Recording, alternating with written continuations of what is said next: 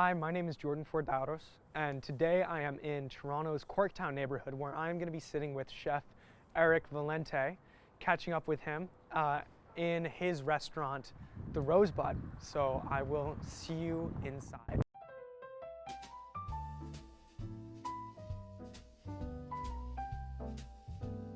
Hi, Eric. How are you? Hey, Jordan. I'm well, thank you. I'm one of the co-owners and chefs of the Rosebud. I know Jordan through Jordan's dad. I knew Jordan when he was like 5, 4, 3, 2, and 1. What we're trying to do here at the Rosebud is we're trying to be a neighborhood restaurant, and we're trying to bridge the gap between fine dining and casual dining. Okay. My whole career, I've worked fine dining, and I love how precise it is, and the technique and the drive that you need for it. But I hate how stuffy it is and how pretentious it feels, and how there's just a stigma towards that. Like, I'm not a pretentious dude, I'm very chill. So I wanted a dining room and an environment that emulated that. So that's what these 3 dishes kind of represent. So this is our cabbage dish. So cabbage is a very humble ingredient, right? Every culture knows it. This dish is a great representation because it's all techniques and flavors we've learned in the fine dining world, but presented and explained is a little bit more chill, and a little bit more laid back, and you can kind of just dig in and enjoy it. Makes sense? Yeah. Okay. So go for it. Yeah. I've eaten this a million times, so I'd like to see your reaction. Oh man, that's really good. Yeah. So it's a great winter dish or autumn dish. It kind of ticks all the boxes. So this is our roasted scallop dish. This dish was pretty much inspired by my time working with your dad at La Pointe's. La Pointe's, right? La Pointe's is this seafood restaurant in Ottawa, which is where I grew up. Yeah, and where my dad was like working at for like a lot of my childhood. Your dad was kind of the first real chef I worked for that taught me proper cooking techniques on how to make things, different flavors from around the world. And I often say that he's the first one that opened my eyes up to what the possibilities of not only the world, like what's out there outside of Orleans, but cooking possibilities, right? So inside we have a onion and miso puree. There's some kushikari rice, which is just like a Japanese type of rice. There's some crispy croutons. There's some crispy pancetta underneath, a little bit of brown butter, roasted scallops, and then a seafood chowder broth. Amazing. So again, another like humble dish, which is chowder, right? Usually it's rustic with like chopped up vegetables and chunky bits in there, right? So we kind of refined that a little bit, but then kept the texture with the croutons and the pancetta and the rice to still give it that nostalgic kind of feel to it. And then with that, this is our potato bread. Whenever you're eating soups or chowders or chilies or anything, usually you'll have a bread with it, right? To soak up everything. So we make this bread fresh every morning. We put a little bit of potato in there for the yeast to feed off the sugars to make it a little bit more fluffy. We roll it like a Cinnabon, so it's kind of fun to pull it apart. And then we brush it with a herb butter and finish it with some sea salt. Sea salt, nice. All right, so you can either tear it and eat it, you can dip it, you can do whatever you want. Perfect. I don't think I've had scallops before either. So. Actually? Enjoy. Oh, wow.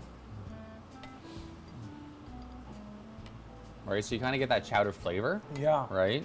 But kind of in a refined setting. Oh my gosh, that's delicious. Yeah. That's really good. You know, when I'm eating it, I can like literally feel the smile creeping up on my face. Nice. It's like that. Yeah, 100%. That's so good. All right. So now going from talking about the dishes and the things that you make here, I'd like to know about your journey about making it to this restaurant, the Rosebud, and you and Tam taking over. How far back you wanted me to go? How far back you'd like to? Yeah. I went to Algonquin for a year, and then I met this girl, this woman in charge of a program. I think her name is Marilyn, and she did placements for people overseas. And I knew my career was limited in Ottawa in terms of cooking, right? I've always been a competitive person. I was just like, you know, if I'm gonna dedicate my time to this, I want to be the best. So I met this woman, Marilyn, and then we got signed up, and I went over to England for 2 years. And in terms of culinary world, England is one of the meccas in terms of breeding grounds for talent, and just fundamentals. So I went over there, and then I really got immersed, and I started working for the Gordon Ramsay group when I was there, for the 2 years I was there, and it really fundamentally shaped me, not only as a human being, but as a chef. You know, some for better, some for worse, but I would not be who I am or where I am. That's all part of the journey, right? Without those 2 years. Yeah. And then came back to Ottawa for a little bit, moved to Toronto in 2016. I worked for a restaurant called Canoe Restaurants, which is one of the top restaurants in Canada. And I was there from 2016 until about 2022. I moved up the ranks from a line cook all the way up to a sous chef. Wow. Learned a lot there under a guy named Ron McKinley. Still doing some great things. And in between that time, I went to Australia as well and lived there for a year. And this is where everything starts to tie together. Is where it shifted from loving it for the atmosphere of the kitchen to hospitality in general. I worked at a small restaurant called Clove Lane in Australia. It's closed down now. It's a chef owner, his name's Emil, and I still talk to him now. And it's very similar to this of the Rosebud. A little bit bigger, but it was a neighborhood restaurant, only 3 chefs, hospitality focused, right? And what that really means. And it really shifted my mentality of just doing it just to get shit done versus providing experience for people. Right. And it really, I get goosebumps still thinking about it. Like, it wasn't the most technical cooking I've ever done. It was more simple, but I was looking outward more, you know, like, you know, looking at the reservations notes, you know, this person likes sparkling water, not flat water. You know, they like to sit in the corner and out over here. Like, giving more of that guest experience, right? And that year really changed my mindset and pivoted to me wanting to open up the Rosebud. You know, fast forward a few years, Tam and I were thinking about doing our own thing, and then the Rosebud came up for sale, and we decided to say, fuck it.